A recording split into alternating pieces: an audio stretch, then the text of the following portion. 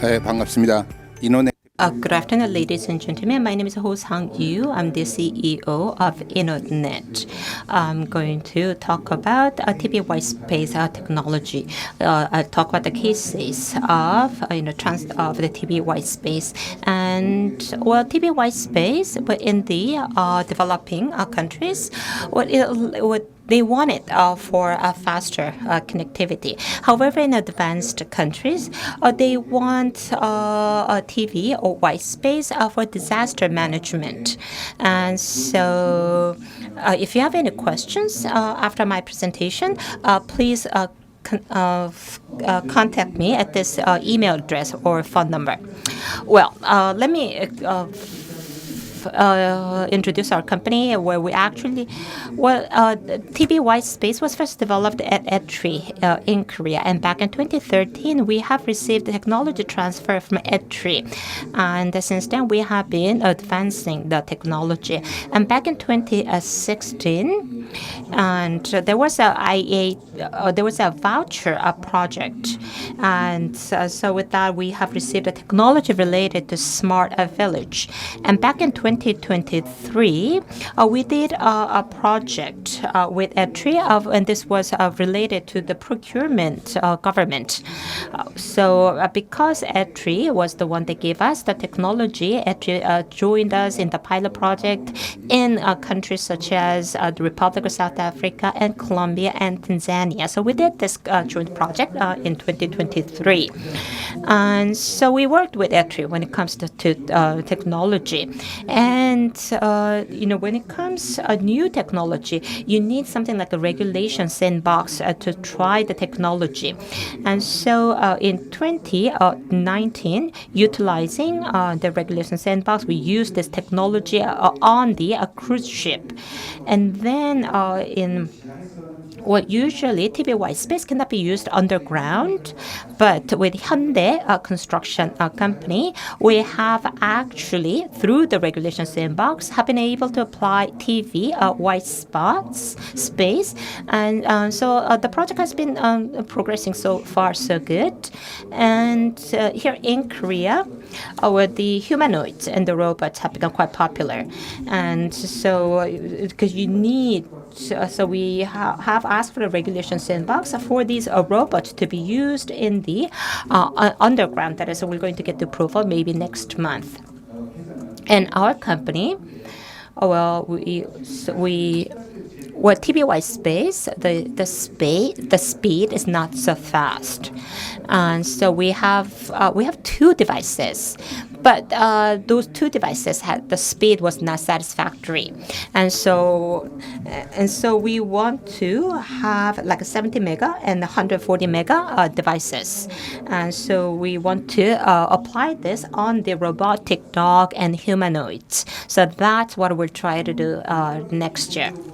And globally, about 3 billion people 3 billion people need internet access. They don't have that. And also it's quite costly, to provide such internet services to the people in the rural and the mountainous regions. And there's also the issue of, when disasters happen. And that is why TV white space is needed, because it can help to satisfy these requirements. And so TV white space utilizes temporarily and spatially empty channels in the DTB band, and also it allocates available channels from TV white space database server based on GPS. And so it has advantage when it's used for the communication, and it also has a long range, and it also has a advantage in terms of the invisible range. And the video you need like a 2 megabytes, but when it's like a 26 or the 40 megabytes, those can be transmitted using the TV white space, and the antenna gain is quite low. So it can be used for many mobile devices. And TV white space, there are like 17 SPDs. When utilizing TV white spaces, it can actually solve two problems related to UN SDG. And if you look at our TV white space, it can be used in the cities, in the countryside, in also in mines, also in times of disaster and war. And we have fixed type TV white space device. Well, you have a lot of IoT devices. They have all different interfaces, and so we have TV white space, that can support Ethernet, the Wi-Fi, also or the USB, as well as DC 12V. So we provide many different types of IoT interfaces. So it can be connected to many different types of terminals. And about CCTVs, the securities are quite important. We are able to add security-related modules, and that is why our TV white space can be used in many different types of IoT devices.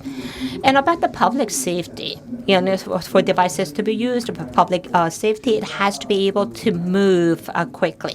And so we have backpack Wi-Fi and the backpack type of base station or the trails or the fire engines. So we have mobile type of base stations that can be used for our TV white space. And so we have a patent for the backpack type of TV white space. It's the patent is actually registered in many different countries, including China and the United States. And the third thing I want to talk about is related to regulation sandbox. TV white space is based on GPS, and therefore cannot be used underground because you cannot get the signals there. But with the support of the Korean government through this sandbox, we have actually tried this out underground. So humanoids and robots can be are tested underground. And next one is related to AI servers and app.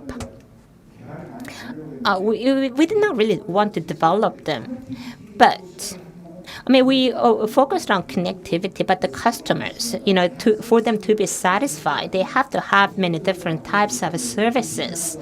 And one example, we have something called optimization. Sometimes, the radio waves are not able to be captured. And you have a mountain, so whether you have trees there, if the mountain is flat, depending on that landscape, sometimes communication is impossible or not. And so whether it's the spectrum environment, whether it's the device problem, it's difficult to know what the problem is when there's not good communication. So we have a server that can map where the services are available, and also we have a certification server for the billing purposes. And so we have for us to do business overseas, well, we have learned that they don't have a free Wi-Fi. Something has to be built, so there has to be invoicing. And so if you're going to the TV white space, we do have that many different servers and apps to be able to provide different services. That is why we do development of these servers and apps. And so we believe that TV white space is going to continue to grow, and it's going to focus on rural connectivity and public safety. So those are going to be two major markets for the TV white space. And there are global TV white space players. There are Canadian players, American players, and they focus on rural connectivity. But us, we do rural connectivity, but also smart construction, as well as emergency cares or the emergency services. And let me first talk about a smart village. And when there's no, optical cables, people are trying to introduce LEO or the LEO satellites. But LEO satellites, they're quite expensive, as you know. And the Starlink, I understand it's about $2. It's about 4 times more expensive than LTEs. But so for the people in developing countries, for them to use a Starlink, it's quite difficult. But they need the connection at schools. So if we could have a TV white space network, we can connect the schools and the villages, and then there we can have an e-learning service and IoT service as well as the broadcasting service. And so with that way, now we can have low-cost connections without the LEO satellites. And here we would need a billing service, for the students. 1 gigabyte, the vouchers can be provided to students. And for residents, what they would have to pay, for the internet use. That is why we would need a billing service to be able to invoice. And in case of smart city, where we have many smart BIS in Korea, and I think there are many different types of BIS in other countries, to the bus station, we would have a TV white space. And between the station and the bus, there will be interface with LoRa, so that we'll be able to get the location of the buses. And with the LoRa, a GPS module can be installed on top of the buses to be used, so that we can get the location of the buses. And about the public safety, well, the cameras, these cameras can be identified, wirelessly, so they are easily detected. And also firefighters, when there's a fire, and they cannot use LTs because there's no electricity. So here with the white space, backpack type white space, they'll be able to get the connection. And about the wildfire, when there's a fire, the base stations. Because the optical cables have been burned, the base stations will not be able to work. However, with the TV white space communication device or the network, service will continue to be available. And also with the LEO satellites, there will be internet service available.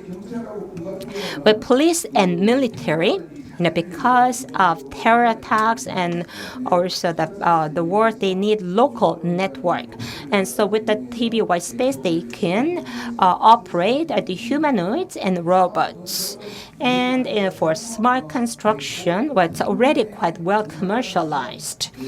So in the tunnels with the Wi-Fi, LoRa, and the Bluetooth network can be used to provide Wi-Fi services and provide emergency communication and identify workers and vehicles.